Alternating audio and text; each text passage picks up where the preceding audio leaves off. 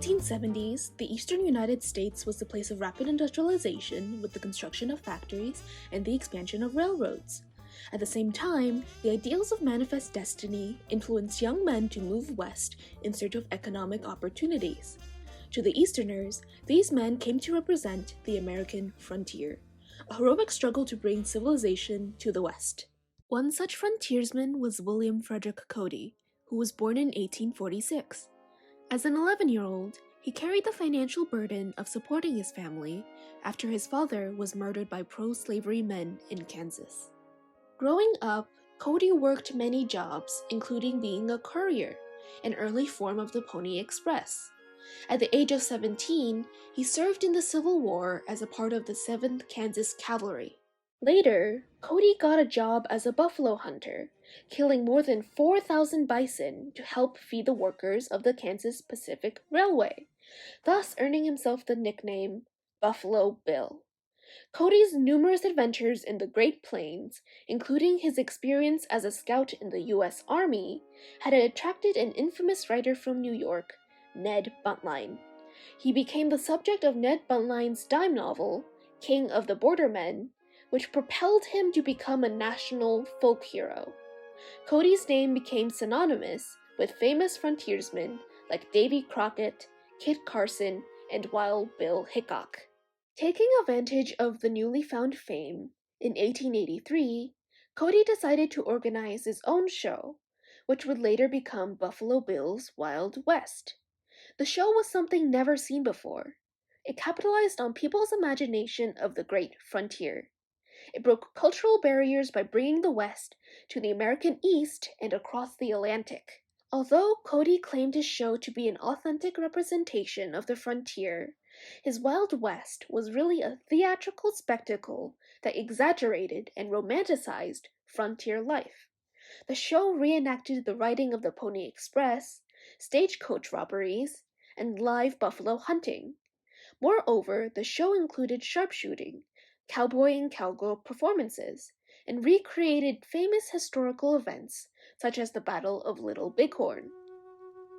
One of the contributing factors to the authenticity of Cody's Wild West was the inclusion of real Native Americans as performers. At a time when the government forcefully attempted to Americanize the natives and undermine their culture, Buffalo Bill broke cultural barriers by providing them with an opportunity to preserve their heritage. Cody also paid the Native American performers high salaries and treated them with respect. Therefore, many Native American performers rose to celebrity status, like Sitting Bull. The Indian Wars are coming to a close, and it's very grim for Native Americans. Their economies and cultures have been thrown into disarray. There are virtually no economic opportunities on the reservations. So for the Indians who chose to perform, which they did, here was an opportunity to actually be paid. They were not being paid very much to stay on the reservations, if anything at all. So there's an opportunity to earn money. Cody was a complicated man. He reinforced Indian stereotypes through his show because most of the time, the Indians were portrayed as the aggressors and the white cowboys as heroes. However, after the show, Cody would invite his audience to visit the Wild West camp, which included the teepee village where men, women, and children from various tribes lived. The visitors were encouraged to wander freely and to interact with the natives. As a result, the Wild West broke cultural barriers because it provided a platform and opportunity for various cultures to intermingle and become less segregated. So when initially what happens is Buffalo Bill is happy to add to that stereotype with having the battles that they would show. But in addition to the battles, he also tried to show other aspects of their life, their family life. He would encourage them to bring their wives and children. And it was possible for visitors to the show to walk around the grounds before and after the show and meet the Lakota Indians. And he also would say things like, the Lakota were just protecting their families. They were being invaded by foreigners as far as they were concerned, and that's all they were doing. They were protecting their families and their land. Buffalo Bill was not only a successful performer in America, but he was also an international star. He toured Europe 8 times and even performed in front of Queen Victoria in 1887 and met Pope Leo VII in 1890. In America.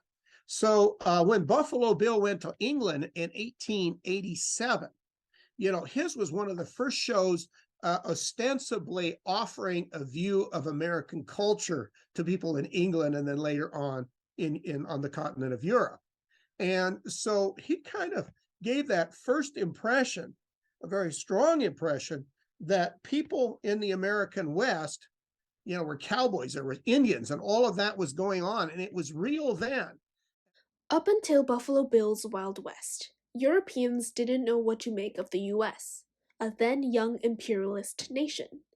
Consequently, when Cody traveled to Berlin, Rome, and many other nations throughout Europe, they gathered a large audience who were eager to learn about the American story. Thus, the show was an international hit that broke cultural frontiers because it was the first massive cultural export, and it came to represent an American identity to foreign nations. Women who were talented in areas like shooting and riding horses also had an opportunity to perform in the Wild West, with equal pay and respect as their male counterparts. One of the most famous performers in the show was Annie Oakley, a natural sharpshooter. At a time when female performers were uncommon, and sharpshooting was a hobby primarily for men, Buffalo Bill broke cultural barriers and dignified female performers by starring Annie Oakley, Lillian Smith, and Lulu Bell Parr. Celebrity culture is starting to form in the way that we know it today. It's kind of a fascinating era for the ways in which certain kinds of modern cultural formations begin to emerge. And Oakley is part of that. So she presents an image of a young woman, even as she got older. Her sort of stage persona was always of youthfulness. A young woman who really is, attractive, but not really sexualized, who primarily, the point of her show was really her skill. And she was genuinely skilled. In 1893, Buffalo Bill added a new addition to the show, the Congress of Rough Riders of the World. The Rough Riders were highly skilled cowboys and performers from all over the world that competed in light-hearted competitions. The riders were cosmopolitan performers such as Mexican vaqueros, Arab and Syrian horsemen, and Cossacks. In later years, Buffalo Bill added South American gauchos and Japanese cavalry to his Congress of Rough Riders. As a result, Buffalo Bill broke cultural barriers by maintaining harmonious relations between the performers despite the highly ethnic diversity of his show. Just as described in Frederick Turner's essay, The Significance of the Frontier in American History, in 1893, the era of frontiers were coming to a close. By 1890, the United States had mostly expanded all the way to the Pacific, and the land was safe from any immediate danger to settlement. With the growing popularity of more stationary forms of entertainment, such as radio, the traveling theatrical performance had lost some of its former glory. Despite Cody's other investment efforts, the show was officially bankrupt in July 1913.